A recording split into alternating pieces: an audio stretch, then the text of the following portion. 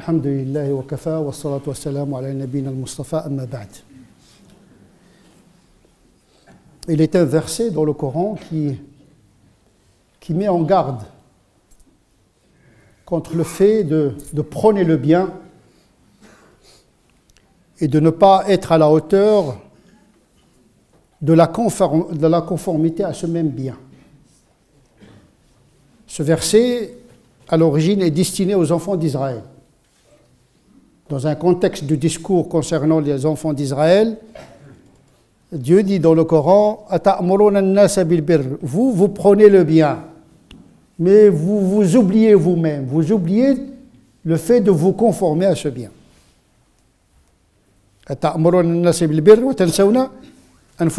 Alors que vous lisez le livre, c'est-à-dire la Torah ou l'Évangile. Mais c'était en premier lieu les enfants d'Israël, c'est-à-dire la Torah en premier lieu. Afala ta'qiloun, vous avez perdu la raison. Il n'est pas censé le fait de prôner le bien et de ne pas le mettre en pratique. Il y a un dysfonctionnement, un divorce entre la parole et l'acte. Une schizophrénie.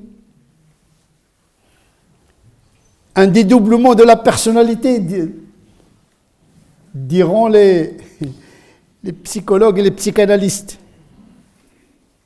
Il faut qu'il y ait une isomorphie entre la parole et l'acte, c'est-à-dire une parole incarnée. La règle, c'est ça. Comment ça se fait que vous faites l'éloge du bien, vous incitez les gens, parce que vous êtes les détenteurs du livre, donc il y a un pouvoir spirituel. D'ailleurs, les Médinois, parce que les enfants d'Israël, c'est-à-dire les Juifs, étaient presque la moitié des habitants de Médine, lorsque le prophète est venu habiter Médine. Et ils avaient ce pouvoir d'être détenteurs du livre, alors que les païens, les idolâtres arabes, n'avaient pas ce privilège, ils étaient des ummiyin. L'ummi, c'est celui qui n'a pas reçu de livre, illettré. Donc ce pouvoir-là, symbolique, une partie des Juifs le pratiquait. Ils prenaient le bien, Dieu a dit, la vertu, la théologie, la morale, ils enseignaient la religion. Et le propre de la religion, c'est de prôner le bien et blâmer le mal. Sauf qu'une partie de ces prédicateurs ne se conformaient pas aux prêches qu'ils prônaient. Ils s'oublient dans la tâche. Il y a des gens qui s'érigent comme des directeurs de conscience pour toute l'humanité. Voilà, c'est bien, c'est pas bien, etc. C'est un pouvoir, ça. C'est prendre la place de Dieu, presque. C'est un pouvoir d'ordonner le bien et d'interdire le mal. Pouvoir symbolique, moral, canonique, théologique. Surtout quand il s'agit de le dire au nom de Dieu. Ce n'est pas une morale laïque, c'est une morale fondée sur la théologie, c'est-à-dire sur l'ordre divin, ce qui est encore un pouvoir énorme sur les consciences. Donc à force de faire de la prédication une profession, ils s'oublient dans la fonction de prédication, aux dépens d'eux-mêmes. C'est pour cette raison que ce verset est venu les rappeler à l'ordre. Commencez d'abord par vous-même. Afala ta'qiloun, vous avez perdu la raison. La raison veut que, si vous voulez le bien pour les autres, commencez par vous-même. Un homme bien, quelqu'un qui vous dit « je veux du bien pour vous », alors que lui-même il est dans le mal, est-ce que vous pouvez le croire? Commence par toi, mais je ne vais pas te croire, parce que si c'était vraiment bien, eh bien tu l'aurais pratiqué. Donc en réalité, tu discrédites d'une certaine manière le bien, parce que tu ne le pratiques pas. Et donc ou bien tu n'es pas crédible, ou bien ce que tu dis comme bien ne l'est pas forcément.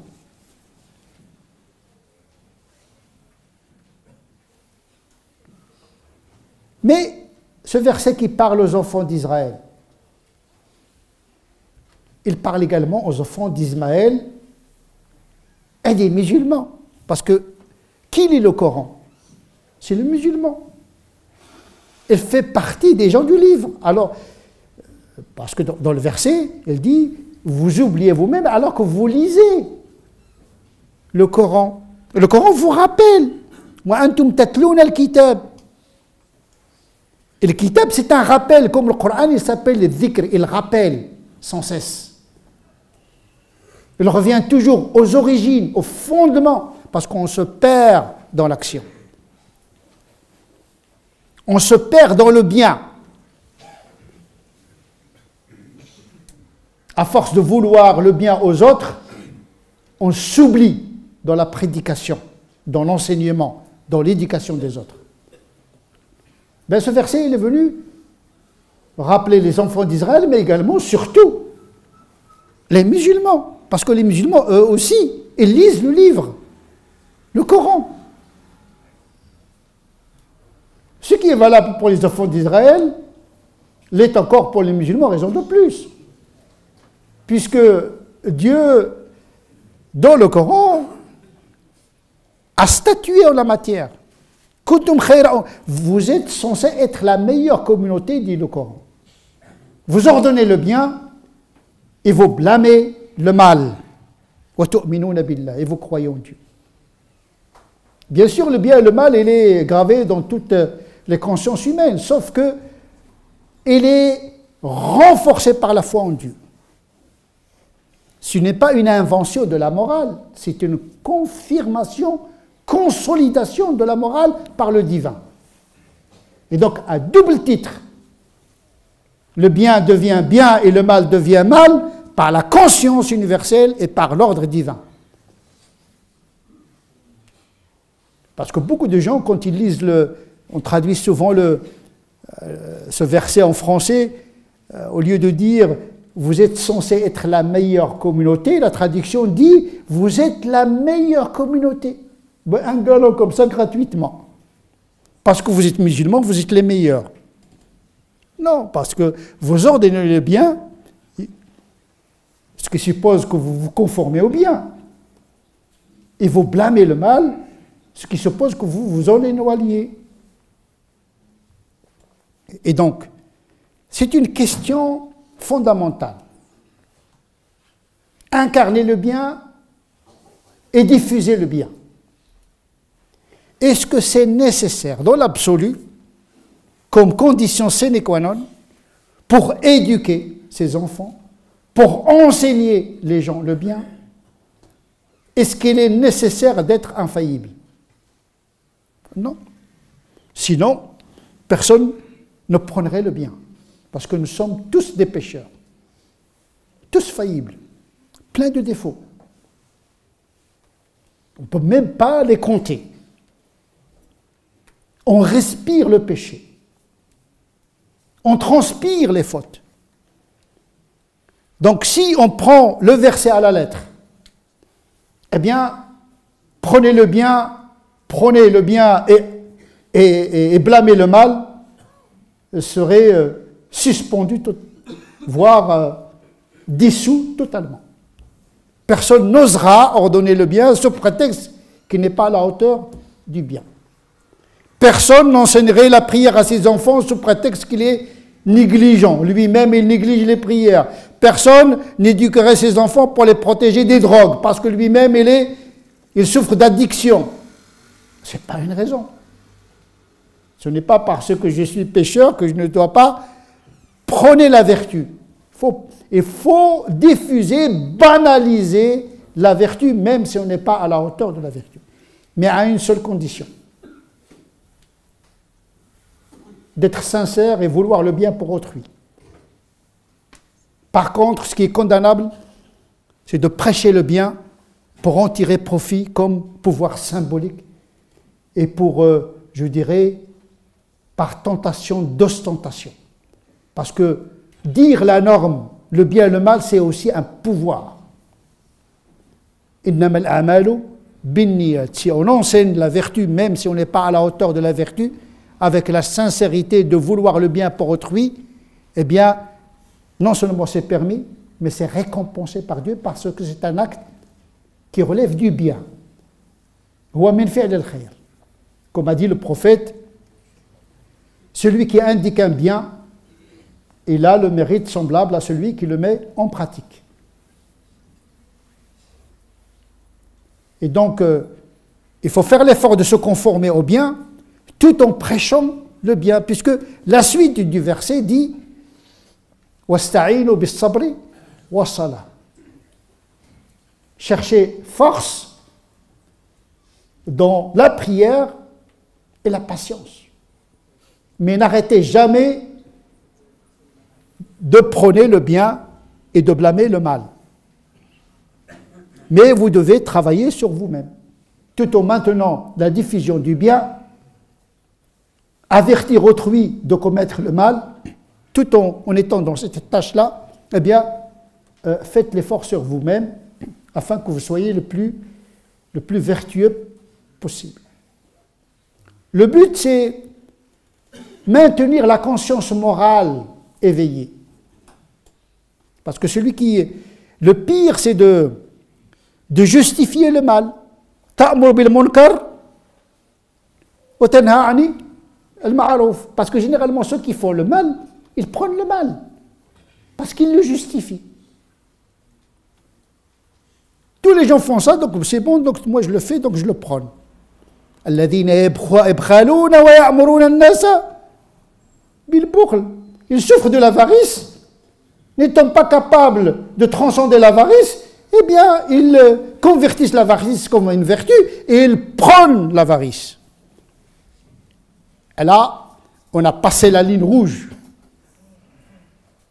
Parce que c'est l'inversion du mal et du bien. Tant que le musulman n'inverse pas le bien et le mal, eh bien qu'il prône le bien, qu'il blâme le mal, même s'il n'est pas à la hauteur de ce qu'il dit. Mais il doit faire l'effort de se conformer à ce qu'il dit. Ce n'est pas une raison de laisser la diffusion du bien, parce que ce qui va bénéficier, c'est les nouvelles générations. Nos enfants, nos petits-enfants, on n'a pas à transmettre nos défauts à nos enfants. C'est vrai, on peut leur transmettre des maladies génétiques, ça on n'y peut rien, ça passe par les chromosomes. Mais au niveau moral, on n'a pas le droit de transmettre à nos enfants nos péchés, nos fautes. Nous devons d'abord taire et cacher les fautes, mais si ils sont rendus visibles, ce n'est pas une raison de ne pas protéger les générations de nos défauts. Et donc attention, il ne s'agit pas d'une hypocrisie systématiquement. Ah, tu dis ce que tu ne fais pas. Moi je dis c'est des choses bien. Je dis des choses bien. Bien, tu as la récompense sur ce que tu dis comme bien. Maintenant, c'est l'intention qui compte, parce que tu peux indiquer le bien avec une intention de commettre le mal. Et oui. Parce que le mal, il peut venir du bien.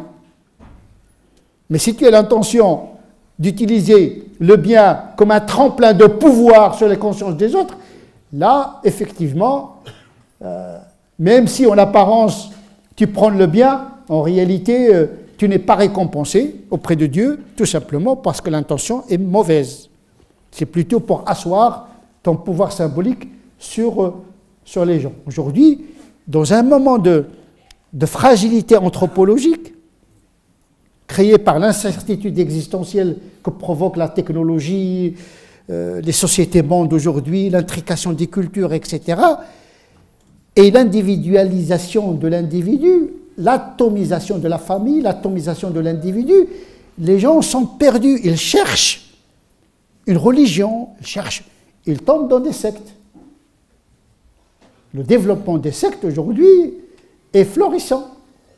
Les gourous, bien sûr le gourou en Inde c'est le maître spirituel, mais ici il est pris dans un sens péjoratif. L'embrigadement. Moi, je vais de montrer le salut.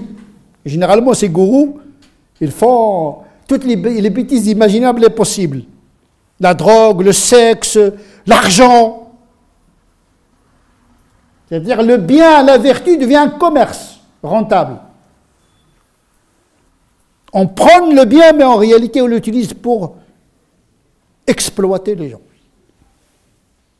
نسأل الله عز وجل أن يجعلنا من الذين يتبعون يسمعون القول فيتبعون أحسنه أولئك الذين هداهم الله أولئك هم أولو الألباب اللهم اهدنا فيمن هديت وعافنا فيمن عافيت وتولنا فيمن توليت وبارك لنا فيما أعطيت وقنا واصرف عنا شر ما قضيت فإنك تقضي ولا يقضى عليك وأنه لا يذل من وليت ولا يعز من عاديت تبارك ربنا وتعاليت اللهم صل على سيدنا محمد وعلى آل سيدنا محمد كما صليت على سيدنا إبراهيم وعلى آل سيدنا إبراهيم وبارك على سيدنا محمد وعلى آل سيدنا محمد كما باركت على سيدنا إبراهيم وعلى آل سيدنا إبراهيم في العالمين إنك حميد مجيد سبحان ربك رب العزة عما يصفون وسلام على المرسلين والحمد لله رب العالمين.